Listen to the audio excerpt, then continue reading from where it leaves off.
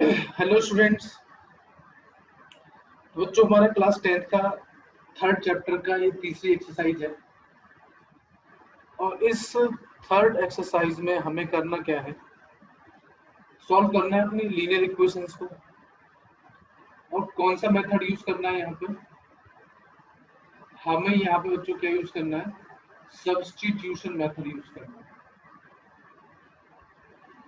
कौन सा method use करना है, सब्स्टिट्यूशन मेथड। ग्राफिकल मेथड हम यूज कर चुके हैं इसकी पहली एक्सरसाइज में, ठीक है।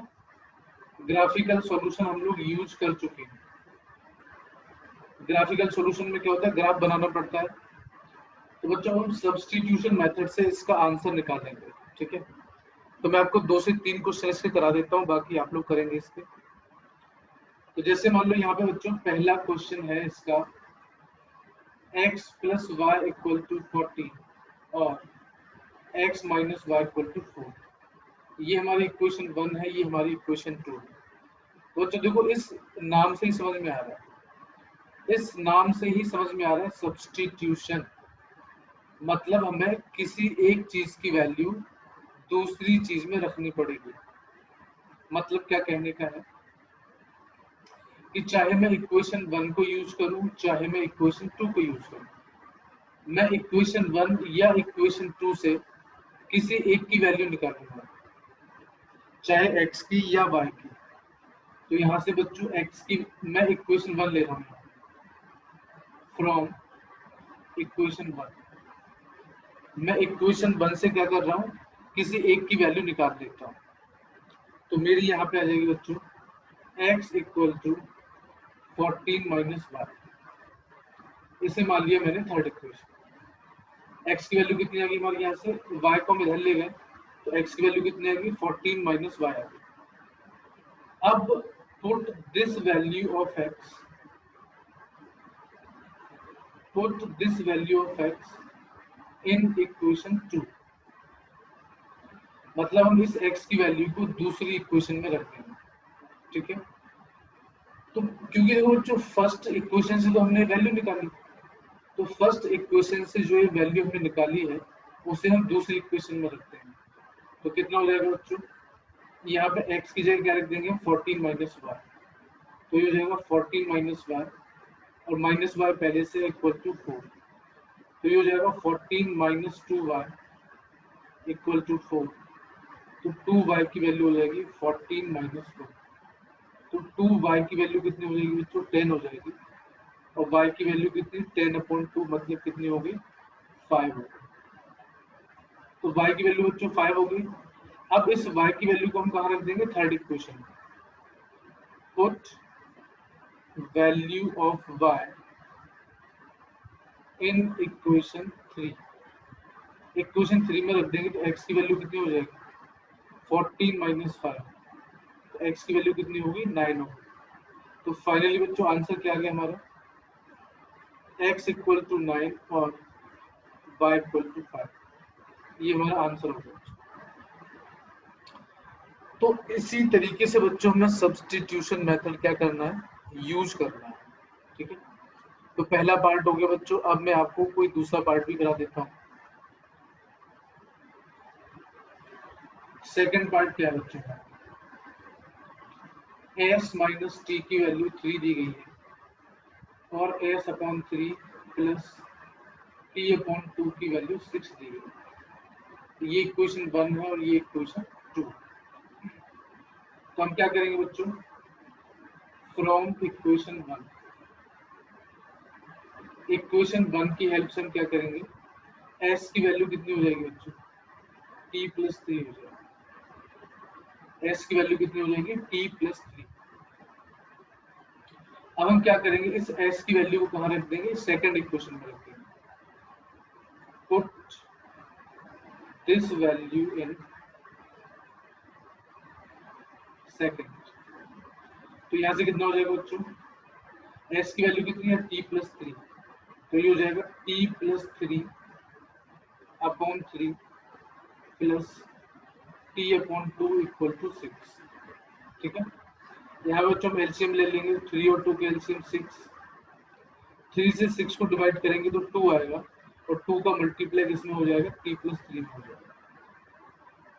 2 से 6 को डिवाइड करेंगे तो 3 आएगा, और 3 का मल्टीप्लाई t से कर देंगे तो 3t हो जाएगा, इक्वल टू 6। 6 का क्रॉस मल्टीप्लाई हो जाएगा, तो इसका हो जाएगा 2t प्लस 6 प्लस 3t बराबर 36। तो 2t और 3t क्या हो गया, 5t इक्वल टू 36 माइनस 6, तो 5t की वैल्यू 30 हो गई। तो t की वैल्यू कितनी होगी बच्चों, 6 होगी हमारी। t की वैल्यू हमारी 6 होगी बच्चों, और इस t की वैल्यू को हम कहाँ रख देंगे, इक्वेशन नंबर 3 में। तो s की वैल्यू कितनी हो जाएगी, 6 प्लस 3 यानी कि 9। तो बच्चों हमारा आंसर क्या हो गया, s इक्वल टू 9 और t इक्वल टू 6। तो ये बच्चों हमारे क्या हो गया, आंसर हो गया s इक्वल टू 9 और t इक्वल टू 6। तो ये बच्चों हमारा फाइनल आंसर हो गया। ठीक है, तो आगे बढ़ते हैं बच्चों, एक क्वेश्चन और कर लेते हैं, और वो क्वेश्चन कराता हूँ बच्चों मैं आप लोगों को, 5वां। ये क्या है, √2x प्लस √3y बराबर 0, और ये है √3x माइनस √8y बराबर 0। ये है दूसरी इक्वेशन। ठीक है, तो मैं क्या कर रहा हूँ बच्चों, अब मैं यहाँ पे ले रहा हूँ फ्रॉम इक्वेशन 2। अब मैं यहाँ पे सेकंड इक्वेशन से वैल्यू निकालूंगा, तो क्या हो जाएगा, √3x इक्वल टू √8y। तो यहाँ से x की वैल्यू कितनी हो जाएगी बच्चों, √8 अपॉन √3 इंटू y। ये इक्वेशन क्या होगी, हमारी तीसरी इक्वेशन। अब बच्चों इस x की वैल्यू को हम कहाँ रखेंगे, पहली इक्वेशन में रखेंगे। क्यों रखेंगे पहली इक्वेशन में, क्योंकि हमने जो x की वैल्यू निकाली है दूसरी इक्वेशन से निकाली है। तो अगर हमने कोई वैल्यू दूसरी इक्वेशन से निकाली है तो हम वो वैल्यू फर्स्ट इक्वेशन में रखते हैं। तो हम क्या करेंगे, put this value of x in equation 1। तो यहाँ से क्या हो जाएगा, √2 इंटू रूट कितना हो जाएगा, √8 अपॉन √3। ठीक है, और √2 into √8 upon √3y plus √3y बराबर 0। तो जो यहाँ से हो जाएगा √16 अपॉन √3, तो हो जाएगा जो हमारा √16 upon √3 into Y plus √3y बराबर 0। तो यहाँ से बच्चों y अगर हम कॉमन ले लेंगे तो क्या बचेगा, 4 अपॉन √3 प्लस √3 बराबर 0। तो यहाँ से बच्चों y की वैल्यू 0 आ जाएगी, और y की वैल्यू 0 यहाँ रख देंगे तो x की वैल्यू भी कितनी हो जाएगी, √8 अपॉन √3 इंटू 0, यानी कि x की वैल्यू भी 0 हो जाएगी। तो x की वैल्यू 0 और y की वैल्यू 0 हो जाएगी। तो बाकी के जो बच्चों 3 पार्ट है इसको आप खुद से करेंगे। ठीक है, अब हम करते हैं बच्चों यहाँ पे क्वेश्चन नंबर 2। क्वेश्चन नंबर 2 क्या है हमारा, 2x plus 3y equal to 11 और 2x minus 4y equal to minus 24। ये इक्वेशन 1 है, ये इक्वेशन 2 है, और y इक्वल टू क्या है, mx प्लस 3। ठीक है, तो बच्चों मैं सेकंड इक्वेशन से क्या कर रहा हूँ, फ्रॉम इक्वेशन 2। इक्वेशन 2 से 2x की वैल्यू कितनी हो जाएगी, 4y माइनस 24। 2x की वैल्यू कितनी हो जाएगी, 4y माइनस 24 हो जाएगी। इसे मान लो इक्वेशन नंबर 3, और इस 2x की वैल्यू को मैं कहाँ रख दूंगा, इक्वेशन नंबर 1 में रख दूंगा। तो क्या हो जाएगा, 2x की जगह क्या रखना पड़ेगा हमें, 4y माइनस 24। तो 4y minus 24 plus 3y equal to 11। तो 7y इक्वल टू 11 प्लस 24। तो 7y कितना हो जाएगा बच्चों, 35। तो y की वैल्यू कितनी हो जाएगी 5 हो जाएगी हमारी, और y की इस वैल्यू को हम इक्वेशन नंबर 3 में रख देंगे। तो 2x इक्वल टू कितना हो जाएगा 4 इंटू 5 माइनस 24। तो 2x की वैल्यू 20 माइनस 24, तो 2x की वैल्यू माइनस 4 हो जाएगी। तो यहाँ से x की वैल्यू माइनस 2 हो जाएगी। जी बच्चों x की वैल्यू माइनस 2 है, y की वैल्यू 5 है, पर हमें निकालना क्या है यहाँ से m की वैल्यू निकालना है। तो हम क्या करेंगे बच्चों, जो इक्वेशन दी हुई है इस इक्वेशन में x की जगह माइनस 2 और y की जगह 5 रख दें। तो y की जगह 5 रख दिया और x की जगह माइनस 2 और प्लस का 3, तो ये माइनस का 2m बराबर हो जाएगा 5 माइनस 3। तो माइनस 2m की वैल्यू 2 हो जाएगी बच्चों, और m की वैल्यू 2 अपॉन माइनस 2, मतलब m की वैल्यू माइनस 1 हो जाएगी। तो ये बच्चों हमारा आंसर हो गया m equal to minus 1। Question number 3 की बात कर लेते हैं बच्चों हम लोग। दो बेटा वर्ड प्रॉब्लम्स है, ठीक है ना, ये क्या है हमारे वर्ड प्रॉब्लम्स हैं, तो इसे हमें सॉल्व करना पड़ेगा।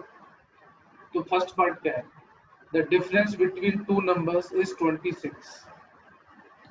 दो नंबर है बच्चों जिनका डिफरेंस 26 है। तो हम मान लेते हैं let two numbers are x and y। हमने मान लिया कि वो दो नंबर क्या है x और y है, और उनका डिफरेंस कितना है 26 है, यानी कि x माइनस वाई की वैल्यू 26 है। ये इक्वेशन नंबर 1 होगी। और बोला गया one number is 3 times the other, यानी कि वन नंबर क्या है 3 गुना है दूसरे नंबर। तो बच्चों हमारी दो इक्वेशन बन गई। तब हम क्या करेंगे x इक्वल टू 3 में कहाँ रख देंगे, फर्स्ट इक्वेशन में रख देंगे। तो क्या लिखेंगे हम, फ्रॉम इक्वेशन 1 एंड 2। इक्वेशन 1 और 2 से क्या हो जाएगा 3y minus y equal to 26। तो 2y इक्वल टू 26, तो y की वैल्यू कितनी होगी बेटा 13 होगी। और इस y की वैल्यू को हम कहाँ रख देंगे, किसी भी इक्वेशन में रख दो, चाहे पहली इक्वेशन में रख दो चाहे दूसरी इक्वेशन में रख दो। मैं दूसरी इक्वेशन में रख देता हूँ। तो x की वैल्यू कितनी हो जाएगी बेटा 3 इंटू 30। तो x की वैल्यू कितनी हो जाएगी 39। तो यानी x की वैल्यू 39 होगी हमारी, और y की वैल्यू कितनी होगी हमारी 13। तो ये हमारा आंसर। ठीक है बच्चों, तो ये फर्स्ट वाला पार्ट हो गया। सेकंड वाला पार्ट भी कर लेते हैं।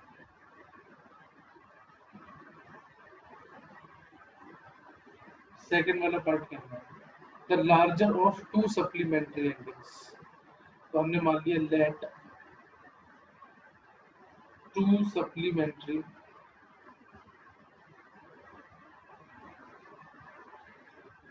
Angles are x and y। हमने मान लिया कि दो सप्लीमेंट्री एंगल कितना है x और y है। तो बेटा देखो सप्लीमेंट्री एंगल्स का सम कितना होता है 180 होता है। तो x plus y equal to 180, ये हमारी फर्स्ट इक्वेशन होगी। और क्या बोला जा रहा है, the larger of two supplementary angles exceeds the smaller by 18, यानी x की वैल्यू क्या है y प्लस 18 होगी। ये दूसरी इक्वेशन है। इस वैल्यू निकाल लिया, तो x की वैल्यू रख दो इसमें, तो क्या हो जाएगा y प्लस 18 प्लस y बराबर 180। तो 2y प्लस 18 इक्वल टू क्या हो जाएगा 180 हो जाएगा। तो 2y की वैल्यू हो जाएगी हमारे बच्चों यहाँ से 180 माइनस 18। तो 2y की वैल्यू हो जाएगी 261। तो यहाँ से बच्चों y की वैल्यू कितनी हो जाएगी हमारी 81 हो जाएगी, और y की वैल्यू यहाँ रख दो। तो x की वैल्यू कितनी हो जाएगी 81 प्लस 18, तो ये जगह बेटा 99 डिग्री। तो फाइनल आंसर क्या होगा बच्चों, x इक्वल टू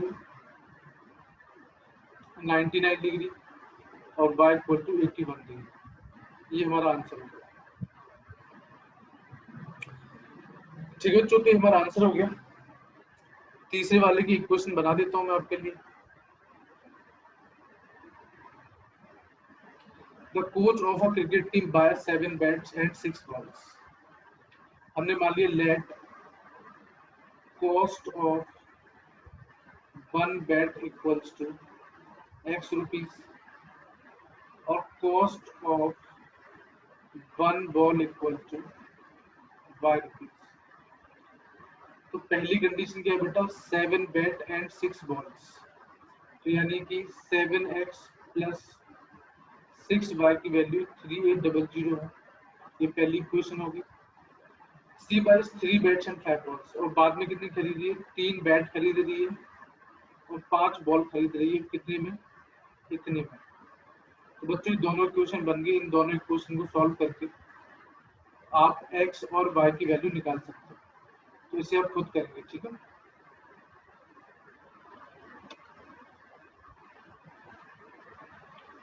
ठीक है, जो फोर्थ वाला क्वेश्चन और कर लेते हैं हम लोग।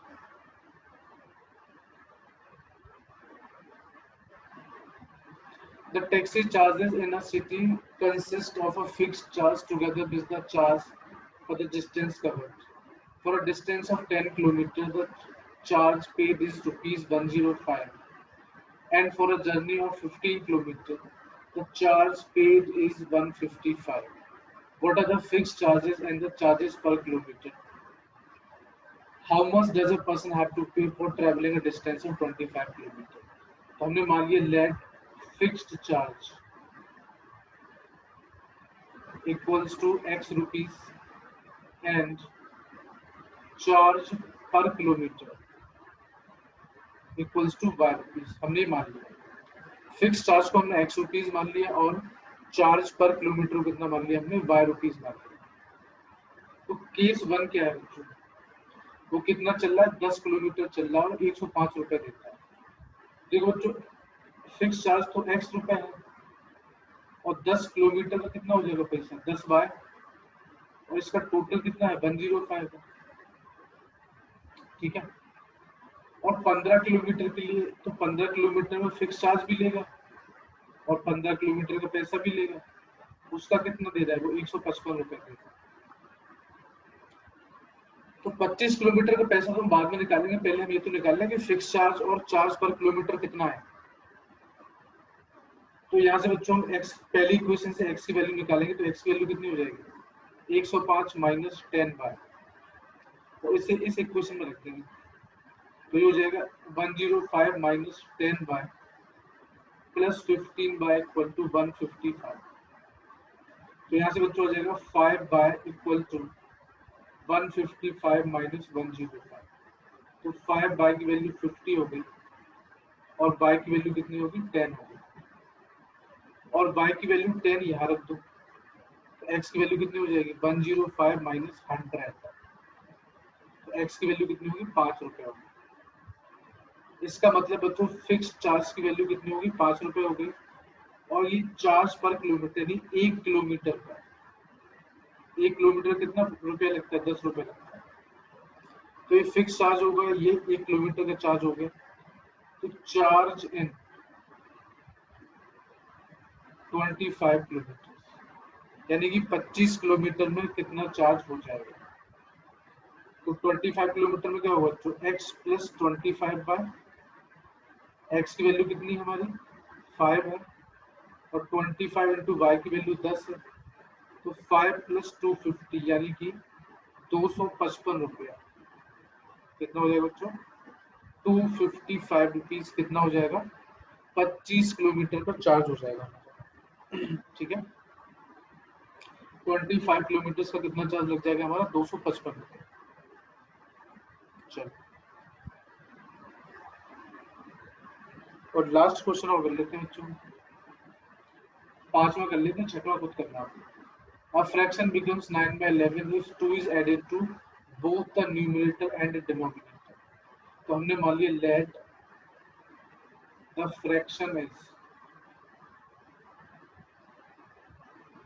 let the fraction is x upon y।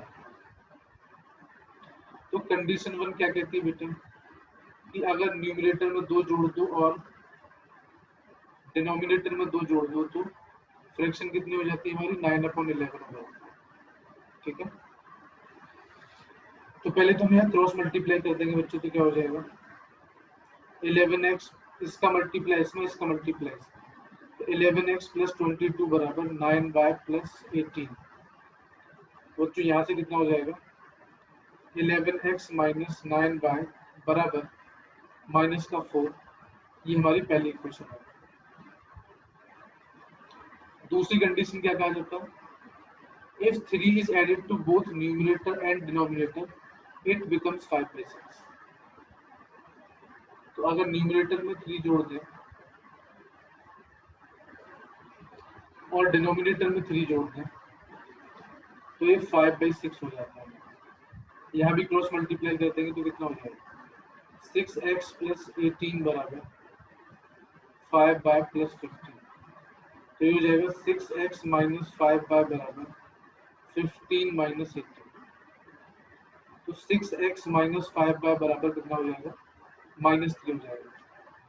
तो ये हमारी होगी दूसरी इक्वेशन। इन दोनों इक्वेशन को सॉल्व करके बच्चों x और y की वैल्यू निकालना और x अपॉन y की वैल्यू आप निकाल सकते हो, वो हमारा आंसर हो जाएगा, यानी कि हमारी क्या हो जाएगी फ्रैक्शन हो जाएगी।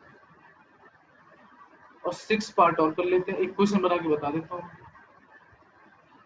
6 पार्ट क्या हो जाएगा हमारा 5 years hence the age of Jacob will be 3 times that of his son। 5 years ago Jacob age was 7 times that of his son। What are their present ages? तो हमने मान लिया let present age of Jacob equal to y years और present age of son मान लिया हमने, present age of son equals to क्या मान लिया हमने x years मान लिया। पहली कंडीशन क्या है बेटा 5 years hence, यानी आज से 5 साल बाद। 5 years hence यानी कि आज से 5 साल बाद जैकब की जो एज है वो अपने बेटे की उम्र का 3 गुना होगी, यानी कि जैकब की जो एज है वो अपने बेटे की उम्र से 3 गुना होगी। तो 5 साल बाद बेटा जैकब की एज कितनी हो जाएगी y प्लस 5 और सन की एज कितनी हो जाएगी x प्लस 5। तो यहाँ से बच्चों आ गया y प्लस 5 बराबर 3x प्लस 15। तो ये बच्चों यहाँ से हो जाएगा 3x minus y equal to -10। ये इक्वेशन 1 होगी बच्चों हमारी। और फिर क्या बोल रहा है 5 years ago, यानी 5 years ago की बात चल रही है अब यहाँ पे। तो 5 साल पहले जो जैकब की एज थी वो अपने बेटे की उम्र के 7 गुनी थी। तो 5 साल पहले जैकब की एज कितनी हो जाएगी बच्चों y माइनस 5 और 5 साल पहले सन की एज कितनी हो जाएगी x माइनस 5। तो यहाँ से आ गया y minus 5 equal to 7x minus 35। तो यहाँ से कितना हो जाएगा बच्चों 7x minus y equal to minus y plus 35। तो 7x माइनस वाई की वैल्यू कितनी हो जाएगी 30 हो जाएगी। ये होगी हमारी दूसरी इक्वेशन। इन दोनों इक्वेशन को सॉल्व करोगे तो आपको जो x और y मिलेगा और x और y क्या हो जाएगी जैकब और उसके बेटे की प्रेजेंट एज। ठीक है बच्चों, तो इस तरीके से हमारी ये बच्चों जो एक्सरसाइज है वो कंप्लीट होती है। ठीक है, और हमारी बच्चों एक्सरसाइज थी 3.3। तो अगले लेक्चर में बच्चों हम करेंगे एक्सरसाइज 3.4। ठीक है, तो मिलते हैं बच्चों आपसे अगले लेक्चर में। Thank you very much for watching.